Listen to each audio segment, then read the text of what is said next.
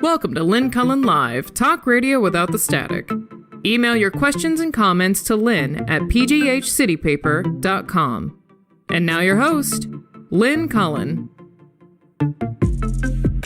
Hey, how you doing? It'd be November 17th. It's a Wednesday, as far as I know, and I'm here in Green Bay, Wisconsin. My dog chewing a bone at my side, exactly where we were yesterday. I'm hoping to have more energy than I did yesterday. That was not one of my better. I admit it. I mean, obviously, we all don't have the same sort of mental feel to us on any given day. You know, you wake up in a better state some days than others, and yesterday was not good. As my mother has said about the household, it's my brother, me, and her, and the dog. And she said, I feel like we're sitting Shiva. And that is what Jews do after a death. They sit silent in their home. People come and, see them. We are. So it's, my dogs are members of our family, and we're assuming that sweet animal is gone. But it's awful when some goes missing. When there's no, I usually hate this term, closure, but when you don't know what's happened, and whether a being is alive or dead or what happened, you can see where that just rips at you. And I'm not suggesting that a dog is the equivalent of a human in this situation, although for some people, their dog is their closest, literally closest companion. So just saying, I mean, and I'm really going to try to step it up today. The Rittenhouse jury is hanging over my unconscious mind today. I'm very aware they're out in that. Can you imagine being in that room? And I don't know. I'm like most people. I'm not looking. I'm not looking forward to what they're going to come out with. I mean, even up to the last minute when this god-awful judge, I've never seen this thing happen where there were 18 jurors. What did I know? There were 18 jurors. And then when both sides close and the jury's to go back and start deliberations, 6 of those jurors are excused. Those then were the alternates. So in these 18 jurors, none of them knew if they were alternates or really going to have to decide the case. I have to tell you, if I were I would just be beside myself if I had paid, acute attention in a case so important.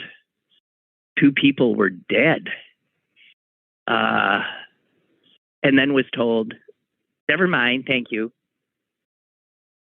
And I haven't seen anything, but that doesn't mean it isn't out there, of what is the representation diversity-wise of the jury now that it's been winnowed to 12. And I haven't even gotten to the point of it was winnowed to 12 by Rittenhouse himself pulling slips of paper out of a drum, a lottery drum. He was told to pull 6. On each one was a number corresponding to the juror. And then those numbers were read and those jurors were dismissed. And everything I have read in the papers here, where Wisconsin law would certainly be known, is that no one had ever seen the defendant do that before. Now, I don't think the fact that he's picking things out could have been part of a fix. I'm just saying it shows again this judge sort of coddling this murderous kid, coddling him. Here, and do you want to pick?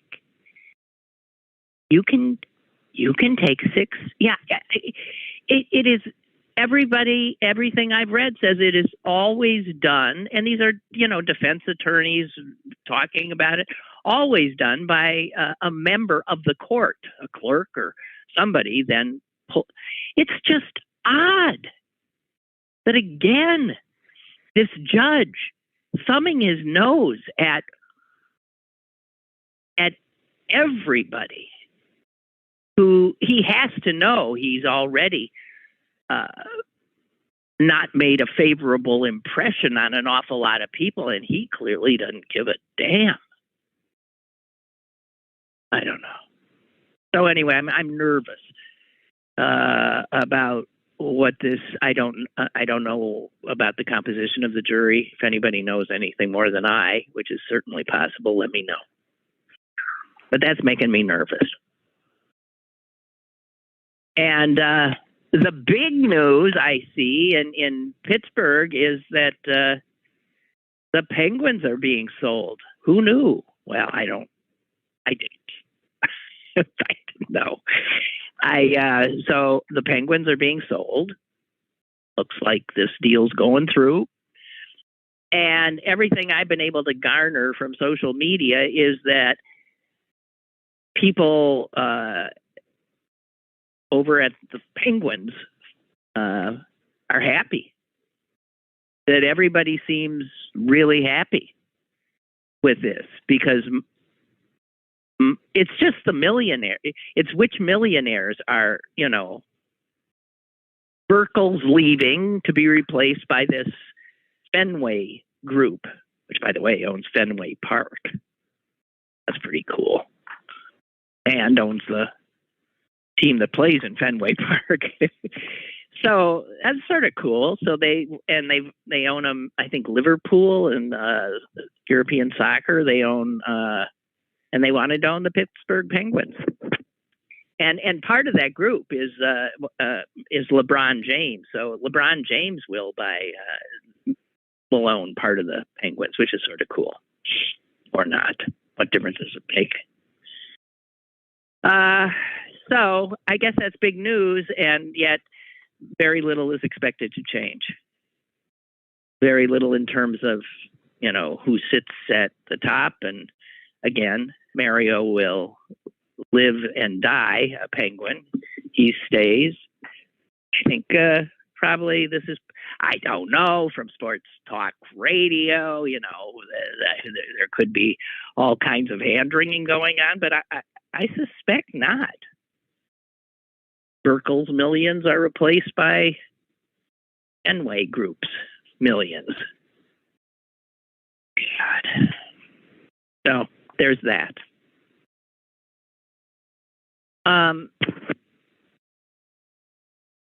have to tell you, I when I woke up this morning, I was scrolling around through my mail, and I saw that somebody had posted something on Nextdoor, and it seemed so odd.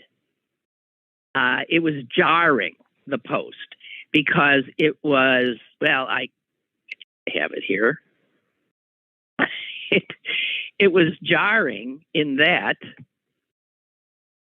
it was a woman, and she starts off by saying, "Hi, y'all," and I'm thinking that's so foreign a greeting to this is the Point Breeze, neighbor next door, and "Hi, y'all." I that stopped me. It did. And it's very friendly. "Hi, y'all. My name is Nellie. and I recently moved here from Texas. And I'm thinking, yeah, sure you did.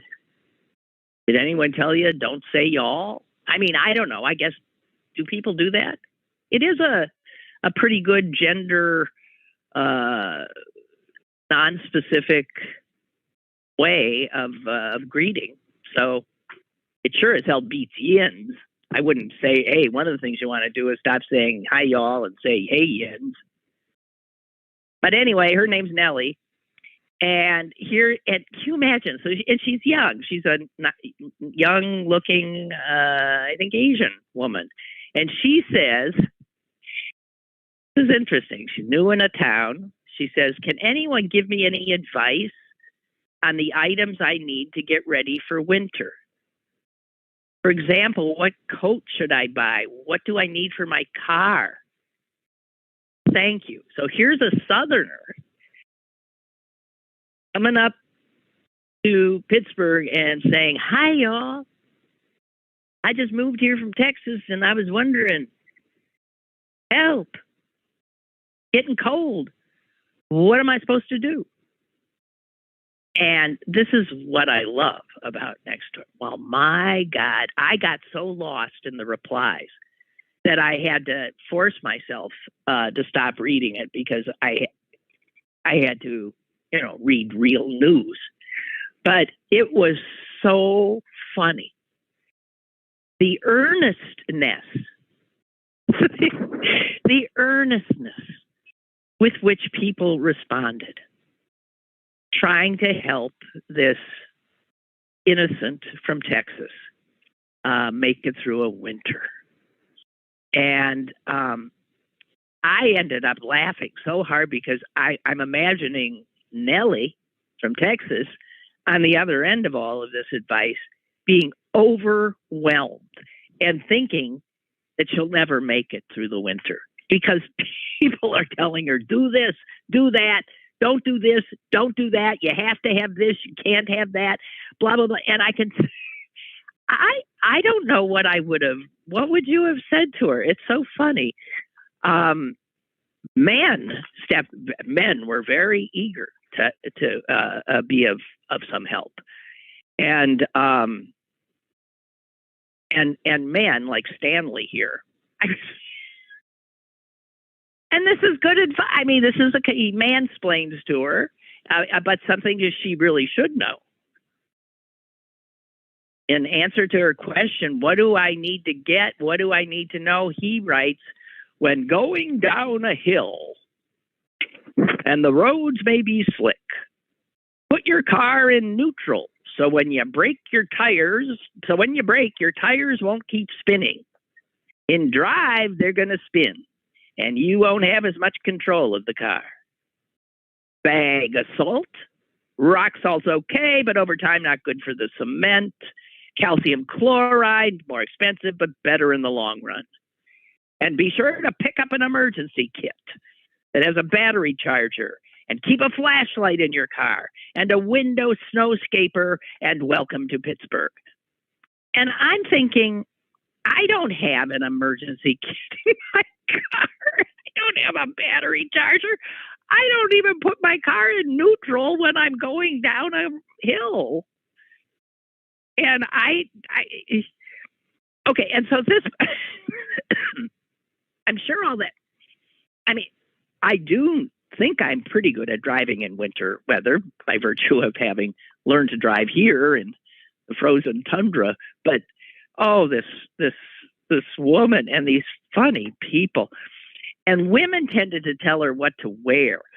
So someone has written this, as was mentioned before, you're going to need a good pair of snow boots. And the detail with which people went in to what kind of boots have to be up above your ankle, have to this or that, can't blah, blah, blah. And I'm thinking, what the hell? My God. If it's cold out, you put a few layers on, right? Here's another one. I hope you don't mind this, but I thought it was a riot. You'll need some nice thin wool socks to wear with your work clothes. I also recommend a pair of silk long underwear. They make a great non-bulky layer under your jeans or dress slacks. It takes a few winters for your body to get acclimated. Also, you have moved into one of the gloomiest places in the country. It's important to get outside for a little while every day to get some sunlight, but you'll have to take a vitamin D supplement as well. I think that's all good advice. Oh, man. Anyway, it just goes on and on. Too funny. I'll leave you with this one. Hi, Nellie. First thing, never believe the weatherman. And make sure you have your rock salt before you think you'll need it. Because if you don't, you ain't going to find it anywhere. And make sure you stock up on milk, bread, and toilet paper if there's a storm coming. It's a Pittsburgh thing, but it's something you're going to have to do. And even if the roads don't look wet, they can still be icy. Welcome. So that's, my God, it went on, and now she has to wonder whether her car is up to it. Does she sell her car? It's four-wheel drive, all-wheel drive, and snow tires aren't the same. And oh my God, this young woman's head. Hi, all, Nellie, who must be just spinning. But there's something so cute and uplifting about people. So, as I said, so wanting to be helpful. You know, when they had to tell her she has to get a snow shovel and she's going to have to shovel. And I'm thinking, well, tell that to a million Pittsburghers who've been living here forever and they never shovel. So, funny. And as you know, funny is something I seek out these days. The president is asking the Federal Trade Commission to investigate if the oil companies, wait a minute, are illegally driving up prices at the pump. The problem is, Joe, that it doesn't matter what's causing high gas prices. It doesn't matter if you, in fact, have anything you can do to ameliorate it. It's going to be on you. And when a president happens to, just by accident of timing, finds himself in a time of inflation and consequently higher food prices, higher everything prices, higher gas prices, they will be blamed. Excuse me. You could, whatever this damn thing is I had, I still have. It's nowhere near the same thing, but it's morphed into something else. I don't know. What do you think's going on?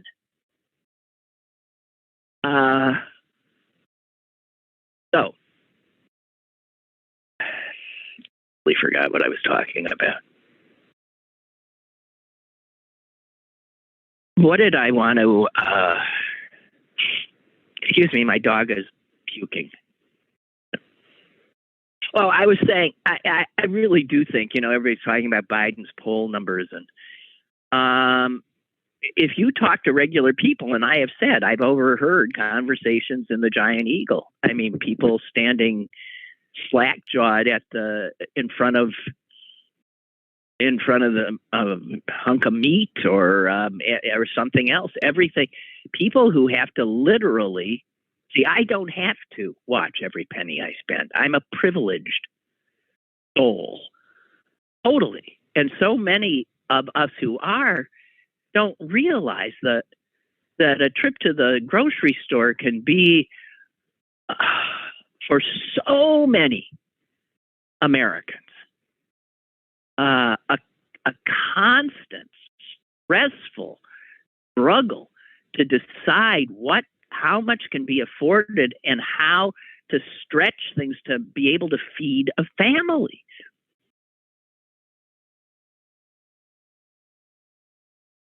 One of the problems, I think, with people who get into power, they always have enough. And they lose track. They lose any sense, or they never even knew because they've lived with nothing but people with privilege. People who've never had to make a calculation. Can I possibly get that pot roast? Can I get that? And I don't know. I'm going to stop.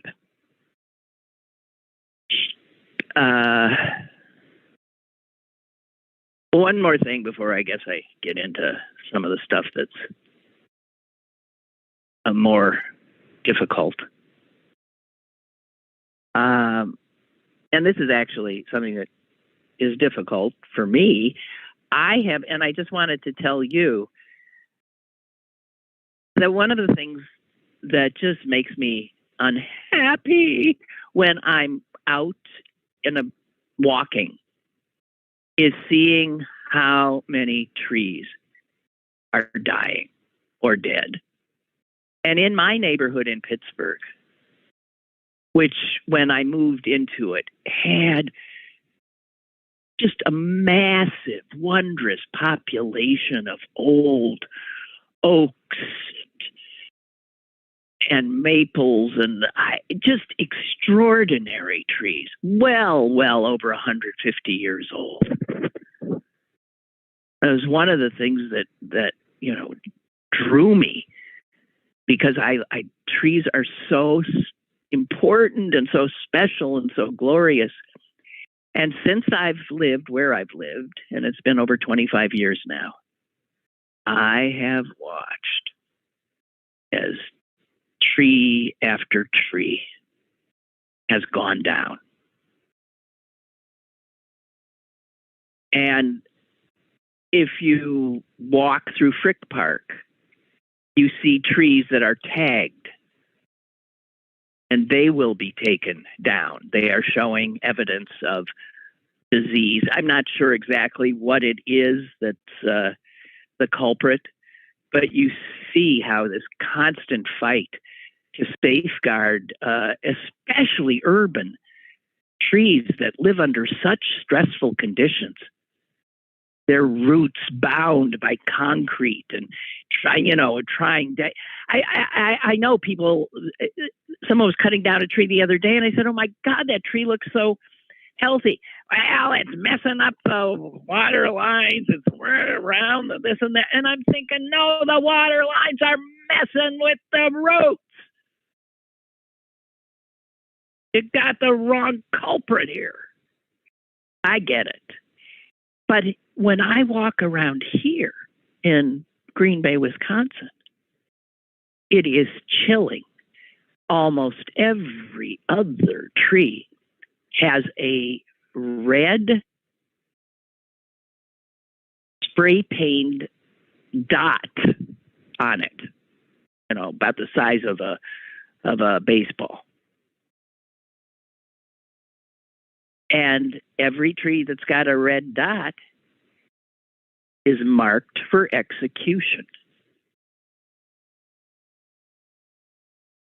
So they are carrying they're trying desperately to stop some kind of invasion. And my neighborhood here used to have, my God, amazing trees, now has nowhere near. I can't believe that people don't plant it. Every one of us feel a need to plant a tree a year, someplace, just and nurture it. We need so many more trees. Oh no, I'm sorry. Got a dog here looking out the window. Yeah, no, it's okay, Blue. Oh. So, I'm not quite sure what to do here. Okay, wait. I'm going to let him. Okay, wait. All right. Excuse me for a moment here. I'm doing a show, you idiot. Jesus. Okay. All right. Here we are. He'll probably be barking to come back in any second, but there you are. Anyway, this is something, that with all the stuff we worry about, the trees, which are so basic, so much a part of our daily lives. I don't know. And just have to think about it. Every time one of these trees comes down, animals lose their squirrels. Like, wait, what's happening? Our house is being demolished. So it's just, I'm sorry. Change, it's tough, and it's not always for the best. Oh boy. Okay, I'm sorry. My head is a little bit, as I said, I'm just so nervous. You think there'll be a Rittenhouse verdict? It seems like such a complicated mess those poor souls have been given. I just hope they're conscientious. I hope that jury is composed of enough earnest people, like the people who replied to, "Hi, y'all," Nellie from Texas. So,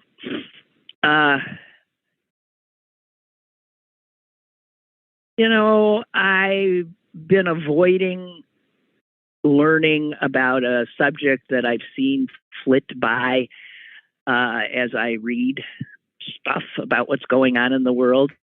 And I thought, I don't want to take that one on. It looks horrible, and I can't. I don't even want to know. There's nothing I can do, yada, yada, yada. And I finally, this morning, read something.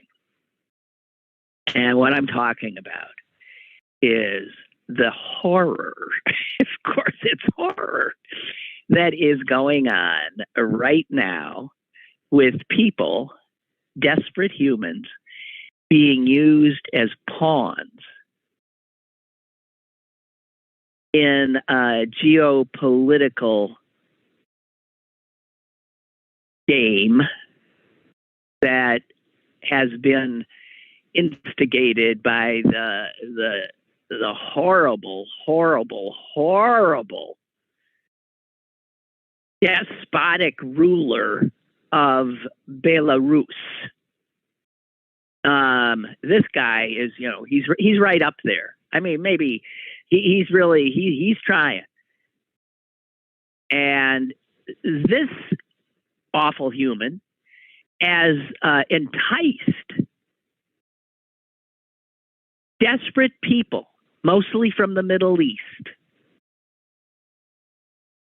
from Iraq, from Afghanistan, who are desperate to get to a country that, they could potentially be able to find a measure of stability and hope. And obviously that would be Western and Northern Europe.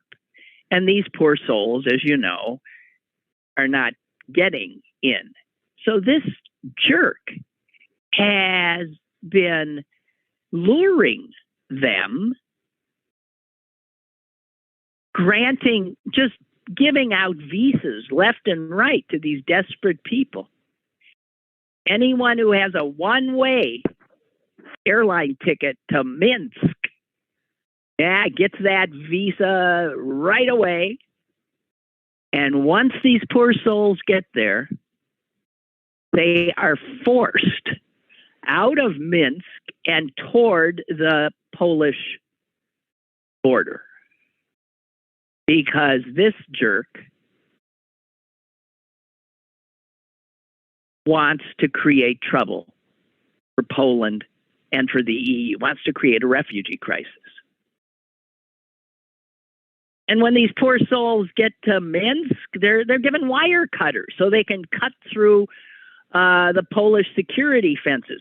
The Poles, meanwhile, as these desperate souls try to get across the border, as they were promised they'd be able to, are being, sprayed with water cannons. You know what the temperature is there right now? They have no shelter. They are in this, what's considered one of the last primeval forested areas of Europe. It's one of the just incredible wilderness. No shelter. There's children.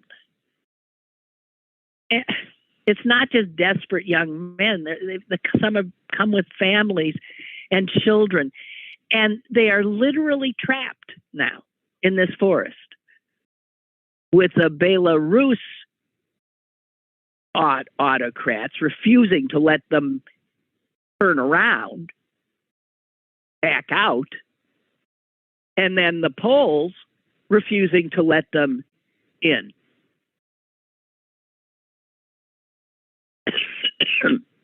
These people are dying. They are dying. They are freezing to death. They are starving. And this is why I knew I didn't want to read this article. These articles I kept seeing. But there could be as many as 25,000 human beings here. And you got a right-wing Polish government that wants nothing to do with these folks. And what you've got is this guy in Belarus laughing, having created this huge border problem for a country that, he wants to bother.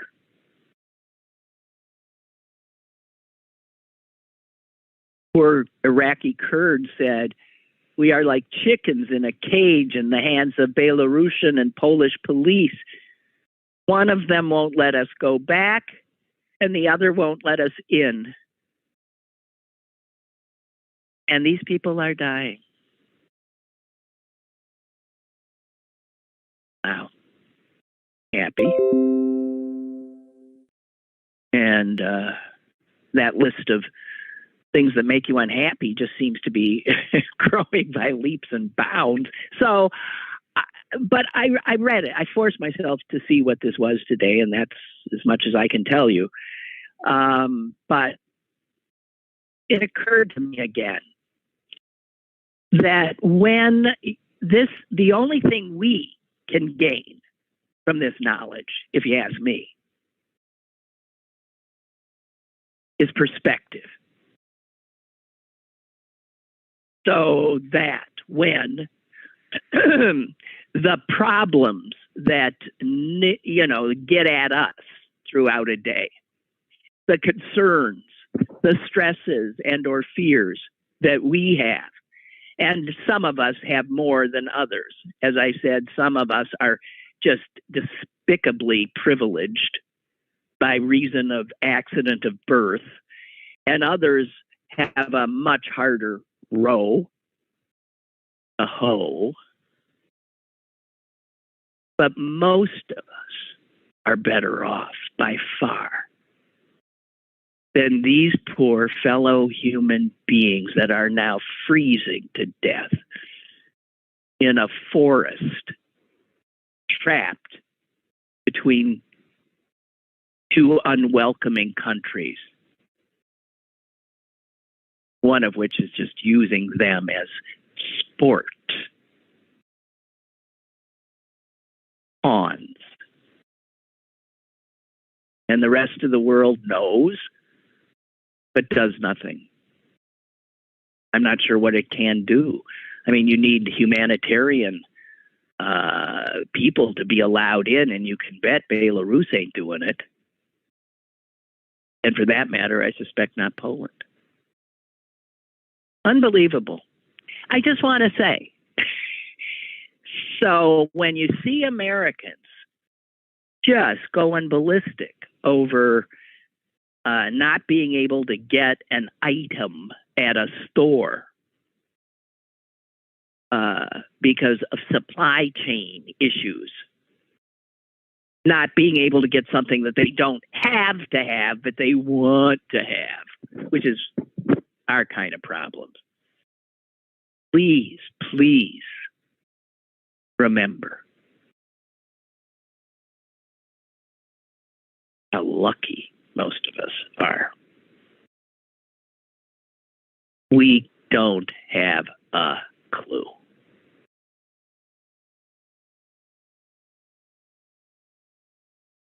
Yeah, I saw this. Barbara just sent me something Ann Applebaum had written in The Atlantic.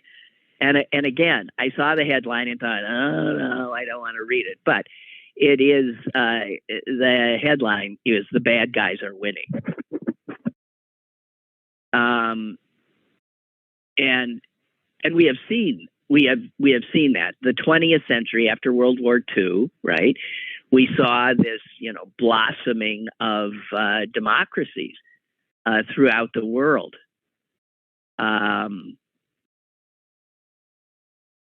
And victories over fascism, communism. Well, the point of the article is that so far in the 21st century, that story looks like it's doing a 180. It's things are going in the other direction. And the reality is that autocracies are growing, and nationalism is growing, and fascism is growing. And when you look at liberal democracies, as they're called, of which we supposedly are one, and we still are, we are on real shaky ground because we have within us an entire one of our two parties that has gone rogue and gone essentially autocratic, neo-fascist, and certainly anti-democratic. So yeah, the bad guys are winning, and the Belarus guy is just one. Xi in China, another. Putin having a good run. He got to pick an American president last time around and pretty much take the United States to this horrific point we're at. We're getting played. God almighty. So yeah, the bad guys are winning. It does seem that way. But, I am by nature a pessimist, which is such an easy thing to be because of reality. And because, life is not, it's obviously not meant to be, a bed of roses, obviously.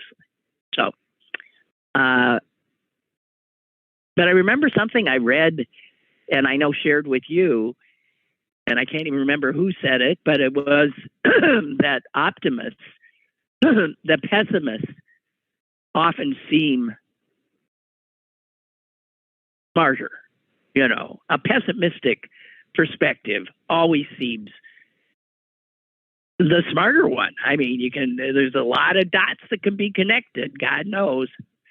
I've been connecting them for a long, long time. And the optimists out there can seem like, silly Pollyannas. But I think sometimes the optimists do prove to have some life in them. And sometimes things do go better than one expected.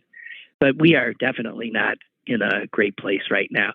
So the House of Representatives is going to censure this jerk Gosar today. I don't have to tell you about this. I mean, and I didn't see that. This is a guy whose own siblings have desperately tried to keep out of office. Every time he's run, they've run ads telling people he's evil. And of course he gets in because I guess that's what the people want. He's evil. That's our guy. Oh, we'll see. And censure that's nothing. That's a slap on the wrist. He might be removed from some community assignments.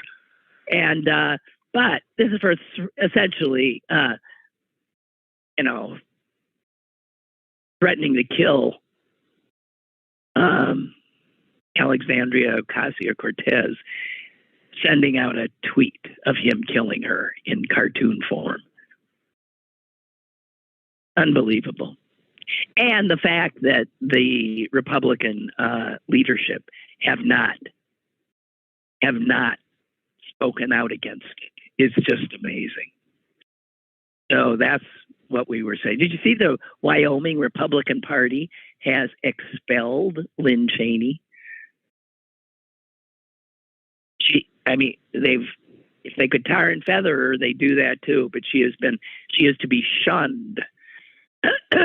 So, and what's so funny is Lynn Cheney is as conservative a Republican as you could want. That is the iteration before the party went insane. Conservative Republican. Her dad before her. But she has committed the unforgivable sin in the current Republican Party of speaking ill of the horrific human Donald Trump. So, unbelievable. Josh says, I vaguely remember that old quote. The optimist believes that we live in the best of all possible worlds. The pessimist fears that is true. No, that wasn't the one that's good. That's good. The optimist believes we live in the best of all possible worlds, and pessimist fears. That's true. That's a good one, Josh. Thank you. I do appreciate that. And, okay. God, you guys are sending me so much reading. What am I supposed to do? I have a jigsaw puzzle I'm working on. My brother was stunned by the amount of time he wasted in trying to fit little colored pieces together. But I said, I know it's wasted time in a way, but I also feel that it is exercising a part of my brain that is not very supple. And that is things, I'm not good at shapes and spatial stuff and also color. And all those things play into, this is my defense of spending an entire afternoon staring at colored pieces of cardboard. That's my defense. I don't know about you. Oh. I have an obit. I like my obits. And this one it's a little old, but he's still dead, so it doesn't make much difference.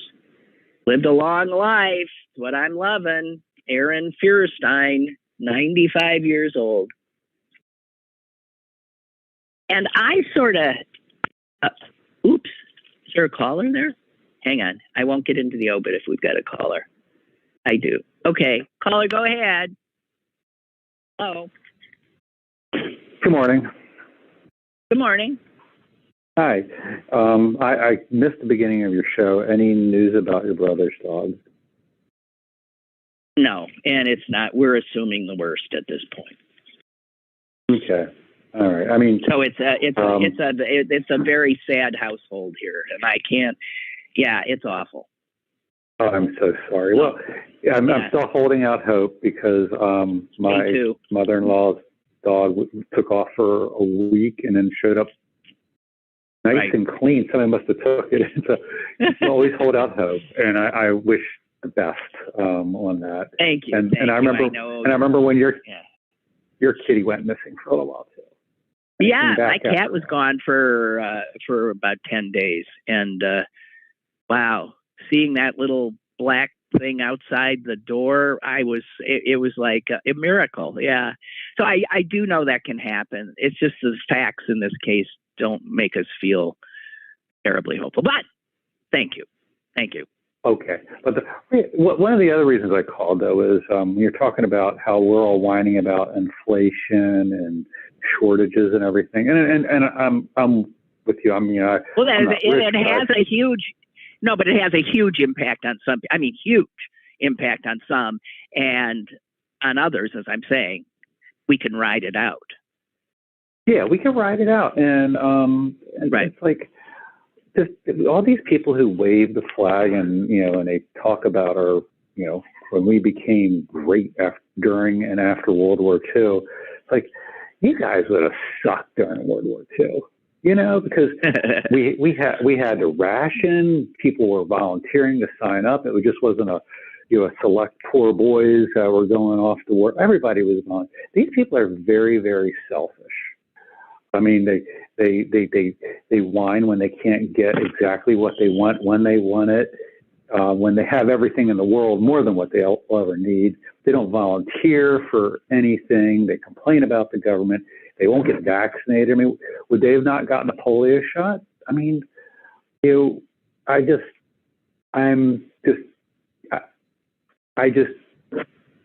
don't.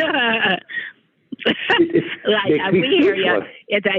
No, I know that's what happens. You just blah blah blah blah. I know. Yeah, there is. These are people that have misunderstood the founding fathers' desire for us to be able to exercise free will and be a free people, and they've taken it to mean that the individual is bigger than anything, and individuals. So there's no sense of community with this crowd. There's no sense of responsibility for others. There's only it's a very as you said, they're selfish, self-centered, self-interest. And I do remember somebody saying democracy is based on, one man, one vote. Is that man's going to vote for something that's going to most benefit him? And so even the system is you vote your self-interest. Although how people perceive that is fascinating, since quite clearly we think an awful lot of people in this country vote against their self-interest all the time. And I don't know. If these people don't claim that we're a Christian nation, is this the new Christianity that I guess, because I don't remember this Jesus, one. I used to be a Christian. You think Jesus of Nazareth would recognize their kind of Christianity? So mean-spirited, yeah. What's going to end first? Greed and selfishness or our democracy? It's going to be one or the other. You can't keep going on this way. All right, Mr. Happy, out you go. The callers are getting worse than me. I'm sorry.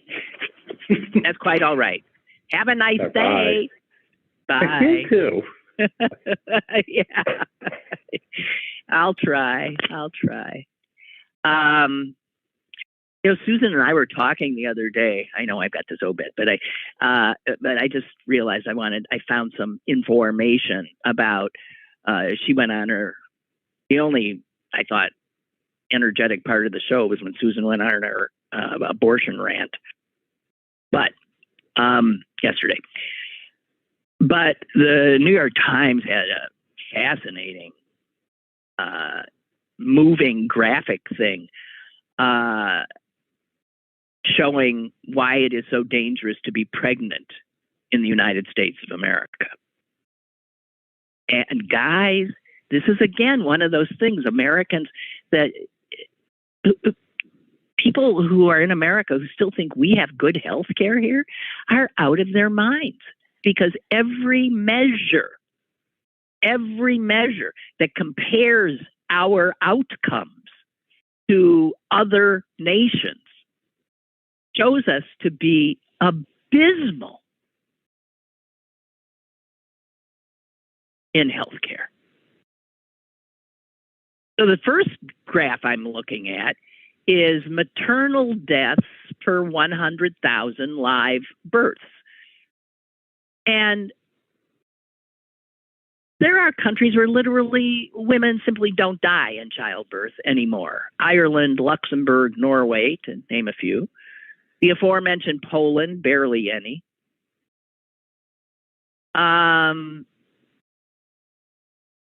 Getting up to like 10 or 5 deaths.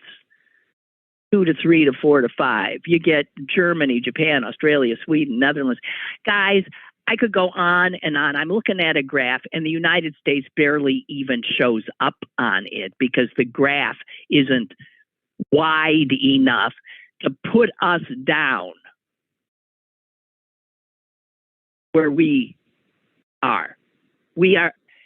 It is dangerous to be a pregnant woman.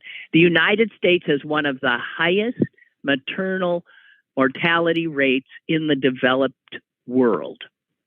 And then you break it down into which states. And big shocker here, guys. What states do you think it is most dangerous to be a pregnant woman? Oh yeah, those would be those red ones. 1 out of every 5 women of reproductive age in southern states live in counties with a high risk of death.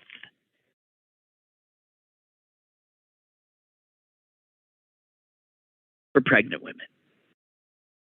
They might as well be living, I'm not kidding, in some, think of these countries whose names we drop to say a place where, they don't have good health care. Like I always used to say Botswana, mostly because I just love the sound of Botswana. But for all I know, that is unbelievable slander because Botswana, really, I'm serious, could well have a better health care. And then if you break this down further, the racial component is mind-blowing. And here's what this piece says. Compared with its peers, the United States' trajectory in maternal health has been shameful. Shameful. There are 6 categories that people look at for how vulnerable a pregnant woman would be. And I got to tell you, a woman's chance of a healthy pregnancy and delivery varies hugely depending on where she lives, United States being a place she wouldn't want to be, or if she is not in one of the southern states, or if she is, whether or not she is impoverished or black or brown or Native American. So, it's horrific. I think I'm sliding in with my, we'll get Mr. Firestein for all I know it's pronounced. I don't know. Feuerstein. I remembered this guy. When I saw the name, it rang a bell. And as I tell his story, some of you are going to have your bells rung too. He is the picture of a good capitalist. And it's how we came to know him. A rich guy who owned a big manufacturing plant, employed tons of people. Back in the day when New England had a lot of textile mills. So this is where his family created one. And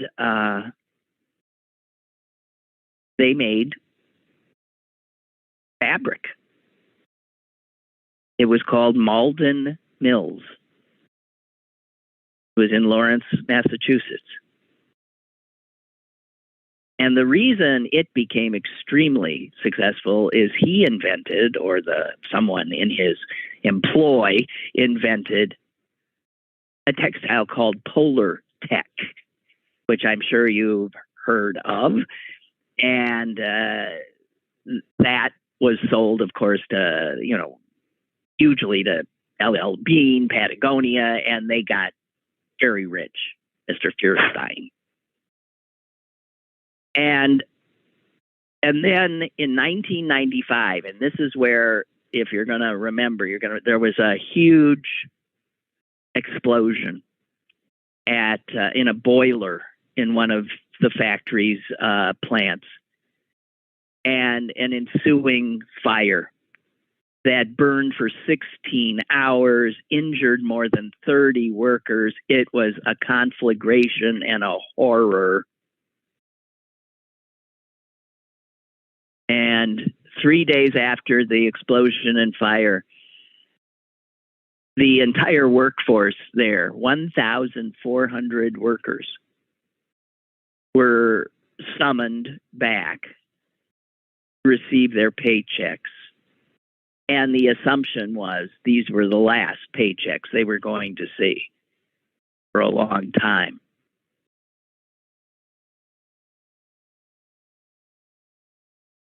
And the guy who owned the place joined them, Aaron Feuerstein. And he not only gave them their paychecks, he gave them a holiday bonus because it was December. It was a week before Christmas. And then he said that he would reopen as much of the plant as he could, as fast as he could, and that he was going to replace any of the buildings that had been lost. And while he was doing all this, he was going to continue to pay the workers.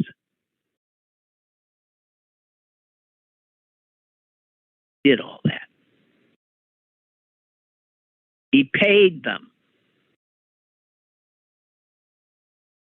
He worked nonstop. They got some of the buildings up and running very, very quickly. By January, hundreds of his employees were back at work.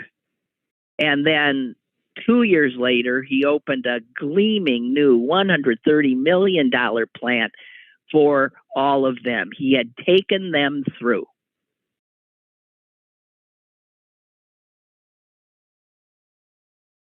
This is my kind of capitalist, because he valued labor. He knew no one gets ahead if labor and owner don't work together and respect each other. He didn't feel high and mighty. He was part of a partnership. Scream.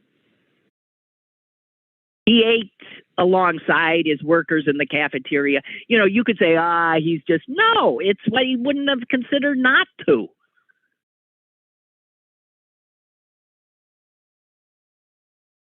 He knew a ton of them by name. He offered no interest loans for them if they wanted to go to school. He made clear that if anybody ever had issues, they could bring them to him. Knock on my door, he would say. And so after he did all this, the media recognized it, and he was lauded as this wondrous capitalist, a freak, because there didn't seem to be anybody with this measure of loyalty to their workers. And he was quoted in one article as saying this: the basic idea that you can't serve the interest of the shareholder and the worker simultaneously is foreign to me. Their interests should go together.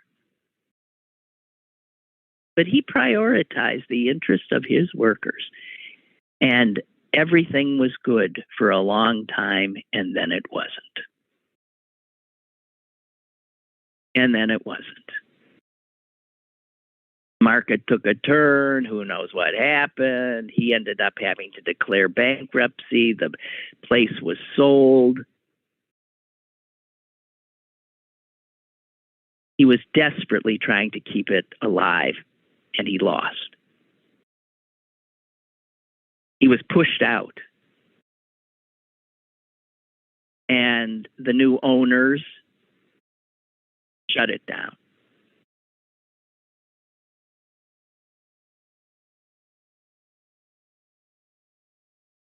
So, he was a good man. The story didn't end well, though. And he felt that both he and his workers, as he said, we all became victims in the end. Because the bigger game doesn't play as nice as you guys played the game. You got squashed like bugs. Okay, that is it for me this day. And I thank you. Thank you. And I guess I'll be back tomorrow. Keep your heads down. Be careful out there. My God, I'm sitting in a county that has a bunch of yahoos in it that are not vaccinated. And guess what? You are too. Stop acting like this thing is over. It's getting worse. Okay? Be careful. Bye.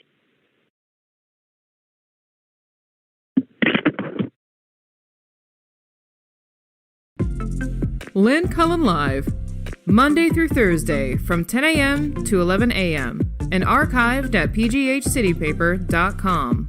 The opinions expressed on Lynn Cullen Live are those of the host and do not necessarily reflect the viewpoints of Pittsburgh City Paper or its advertisers.